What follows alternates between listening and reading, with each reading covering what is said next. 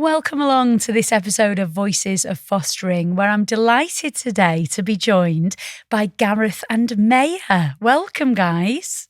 Yeah. Hi. Hello. Thank you so much for joining us. So, Gareth and Maya, you are father and daughter, and you are and have been very heavily involved in fostering, haven't you? So, Gareth, do you want to start by just telling us about your background with your work and your family? Yeah, of course. Well, I was a foster carer for 14 years, alongside the children because they were part of the family, obviously. Yeah.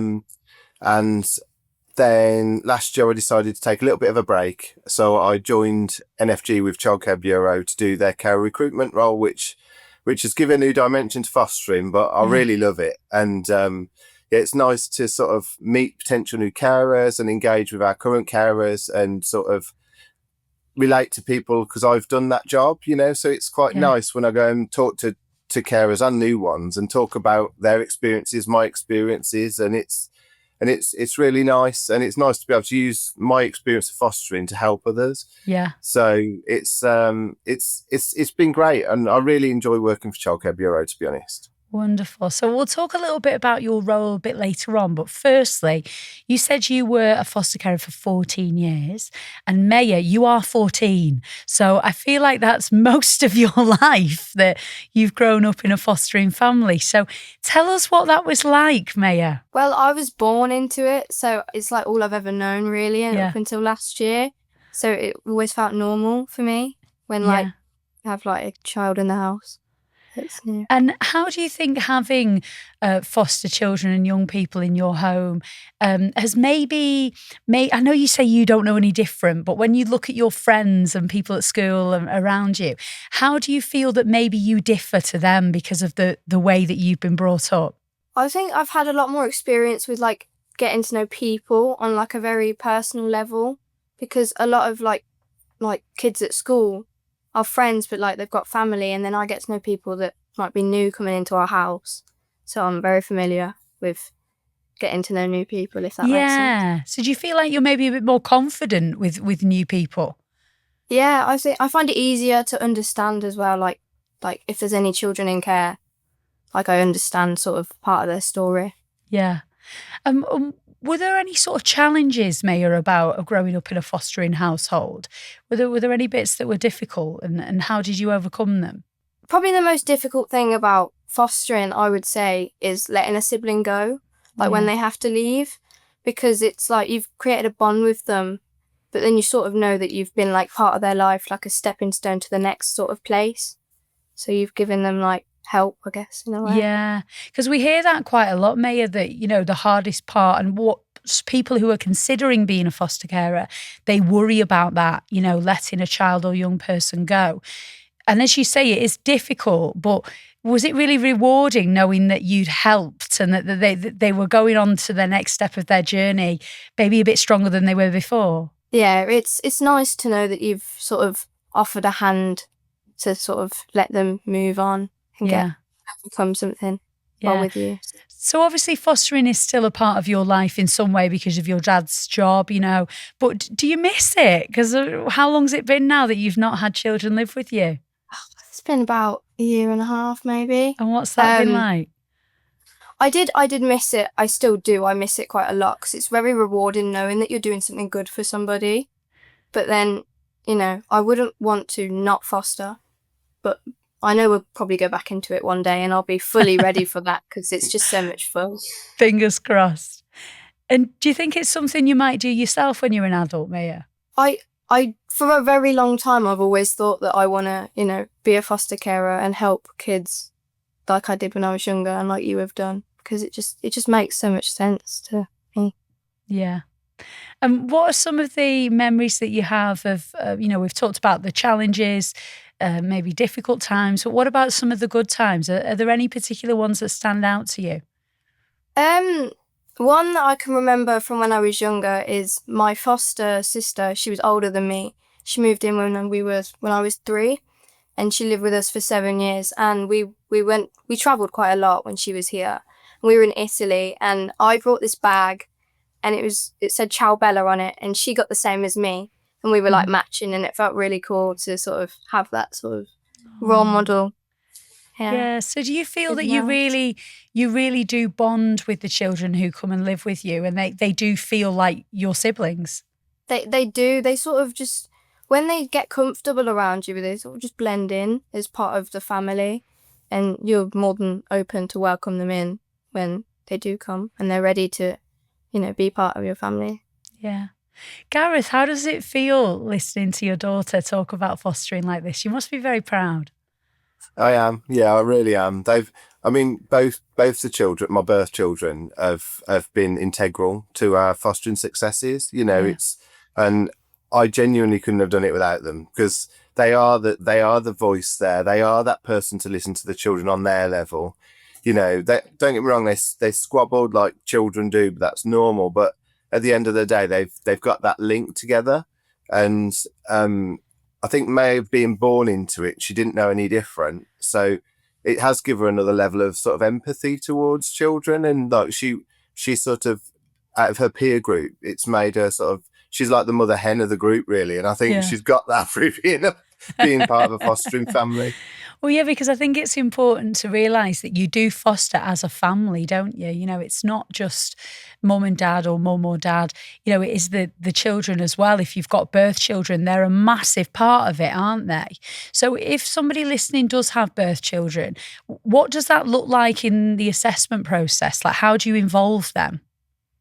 Well, obviously the assessor would speak to them. When I go and do my initial visits, I always try and talk to the children if they know that their parents are wanting to foster, because obviously they don't always discuss it at the initial stage. Mm-hmm. But I always explain that part of the assessment process, the assessor would do some work with the children, make them understand what fostering is on their level. So obviously all children have a different level of understanding due to their ages. And explain it in a child-centered way, what mum and dad are going to be doing, or dad or mum, So and I think preparing them, you can't prepare them for the children that are coming because you don't know, but you can prepare them for what's going to happen when a child arrives, while they're with you, and when they move on. Sort of just letting them know there'll be extra visitors in the house. Maya's very, very confident talking to social workers. Yeah. Because they've just always been in her life, and it's not a scary thing for her. So, and I think it's making the children aware that these adults will be coming in, but they're here to support the family and support the children with you. Yeah. So as a carer recruitment officer now, Gareth, do you use your own experience? Do you tell families, this is my situation, I've done it myself? Yeah. Yeah. Yeah, I do. And people really sort of latch on and like to ask lots of questions, and they will sometimes open up a bit more, and they'll talk to me about the real challenges, and they'll ask me what it's really like. Yeah. I've actually even offered Maya to go and speak to like the families, older children who sort of like 13, 14, her age children. Yeah. Maya's quite happy to go and talk to them about fostering and what it meant for her, and sort of give them a bit of tips and advice, really. Yeah. And you said there about, you share what the real challenges are. What are some of the real challenges in your opinion? Maya said it's about when, children have to move on. That's quite difficult. What do you feel it is for you? Yeah, I think I agree with Maya, really. I think it's managing that for yourself and your children still living at home when they move on, as well as making the transition for your foster child as easy as possible. That's always challenging. And I always sort of say looking after the children is the easy part of fostering in a way. Sometimes it's managing everything else around the child sometimes that's more difficult. And it's managing your time effectively as well, because obviously your household suddenly gets busy when the foster children enter as well. There's appointments, there's the meetings, and it's making sure that you're treating them all the same, and they're equally all having the same amount of time, and managing that really, which we got to a fine art at the end, I think. Yeah. So Maya, it sounds like your whole life really is you've been part of this very busy household with a lot going on. Did you enjoy that though? Yeah, when we stopped fostering, I realised that the house sort of didn't feel empty, but it was so quiet. Yeah. Like you didn't have to, like a random child come in for either respite or even to stay that you could get to meet. And it was like the knowing that the house is going to be really quiet and it was just going to be the three of us. It was like, oh, yeah, it's fun. So you said, Maya, you did have longer children who stayed with you, but then you said there you did have respite as well. So what were those children and young people like? What was it like when you had respite? It was fun because sometimes, well, for a few we'd know the child, we'd do it for a friend. Yeah. So they already knew us and they sort of know that we're part of because we're really close with one of the other families that we used to do it with. But some of them we'd get respite and it'd be fun because you get to know them and then they'd stay for a little bit. But you sort of know that they'll remember you and you'll always remember them. Yeah. Right? Yeah. So Gareth, maybe just explain what respite means. Is that, why would somebody have a child coming with them for respite care? Yeah, so it can be many things really. Sometimes it can be a weekend, sometimes it can be a night, sometimes it can be for a couple of weeks while a family maybe have to go on holiday and they can't take the child for whatever reason, whether it's due to personal circumstances or the care plan of the child. We obviously have I supported my best friend a lot who fosters, and I still do, her foster child still comes here. And then sometimes it's just giving them a break. So my friend, for example, her child has a very, very high level of need, is severely autistic. So she needs that break as a family sometimes with her own children. And it's sort of grown organically because he's used to coming here. So it makes sense for him to come to us for respite now. So that's quite nice. And then other times it's just as a one-off if a family's got a wedding, for example, to go to and the children can't come. So we had a young man before, he was a teenager and he came for the weekend, but he had a brilliant time because we just did loads while he was here. And he had a lot of needs as well, but he was so much fun. And I think it was like a whirlwind when he came, and then when he left, it was like, wow, how did we manage that? But what we did. Do you feel like there's been a lot of moments in your fostering journey like that? Like, whoa, that was intense, but we got through it. Definitely.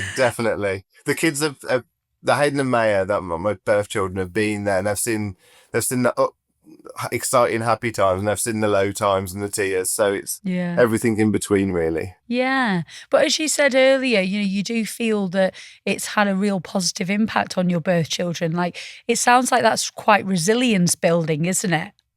Yeah, definitely so. I think they learn to deal with their emotions better. Like resilience is key, really. Yeah. My son's now in the army and he's working really hard. So, and he's grown up. He was 2.5 when we fostered, so he's grown up with it as when we started.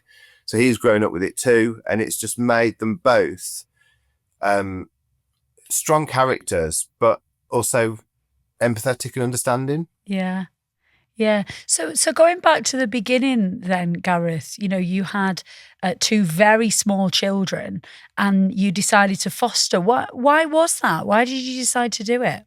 Well, we decided I needed to change career and I wasn't happy doing what I was doing. My then partner at the time, she wanted to continue working, but Hayden had come along and we thought, well, we've got a spare room, we've got space. Why not look into it? So we ended up looking into it, not planning on having another child, and then Maya came along, so we had to extend.